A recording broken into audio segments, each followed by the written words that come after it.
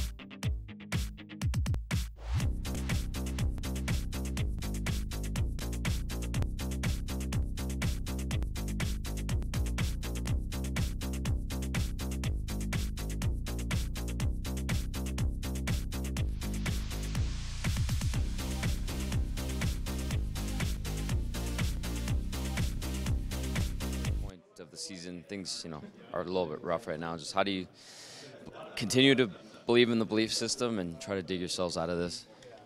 We know we have a good group of people in here, a good group of guys, and we have a lot of faith in ourselves. Obviously, things haven't gone our way, especially the last couple of games, but it's a long season. You're going to have your peaks and valleys, and we just got to find a way to climb out of this one as quick as possible. We have a lot of belief in ourselves, and that's all we need right now. Is this maybe a good time for this matchup tonight, just given the past history of the team and the struggles that you guys are going through right now? Yeah, I think a divisional opponent is always going to be an important one. With the history of playoffs last year and all that sort of stuff, it definitely adds to the excitement of the game. First time playing them all season, so hopefully, it's kind of like that San Jose game where there's a little bit of carryover from last year. So this might be the game we need to get us going, and hopefully it is. How much of that bad blood is still there between you guys and the Ducks? It's hard to say. We haven't played them all year. I think it's been a long season so far without playing them again. So we'll see how it goes. But anytime a team ends their season, you're going to have that in the back of your mind, and you want to use that as motivation going forward. What effect that having Pat out for this bench will that have on the group, do you think? Well, he's an important part of our team. He's a big physical guy, big power play guy for us. He's great in the locker room, so he's going to be missed. But we got to have that next guy up mentality and make sure whoever's stepping into his role, does their job. And it's one player. We can't be relying on one guy all the time. So we got to make sure we fill those shoes. And no one can really replace Patty. He's kind of his own player, but we got guys that can step into his role and fill that void.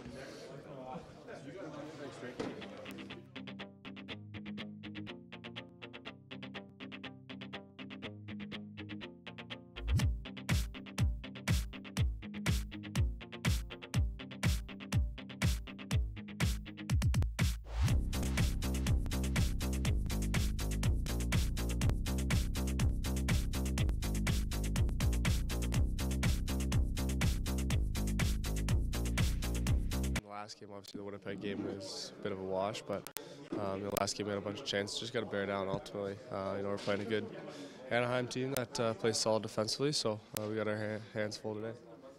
Is there anything more in a game against Anaheim for you guys, just given the playoff series you had last year, a bit of history? Well, when you play a team as many times as we did last, we played Anaheim last year. I think you're gonna get that kind of rivalry. You're gonna get a few battles. So I think it obviously means a little bit more that it's Anaheim. Connor, you had the voting came out yesterday from the NHL. You had the most votes among any player and named captain of the Pacific Division. What was your reaction to that? Yeah, it's special. It definitely means a lot to me. The fans, not only of Edmonton, but of the league, and it definitely means a lot to me. And to be able to go back as captain of the Pacific and all that, it's definitely special. Assuming you like the 3-on-3 format as much as ever. Yeah, I do like it a lot. It's a lot of fun. I think makes it you have something to play for at least. You have a little bit of cash at the end. And, just going out and playing 60 minutes of 5-on-5 hockey where guys don't really care. So I think the 3-on-3 worked well the last 2 years, and looking forward to doing it again.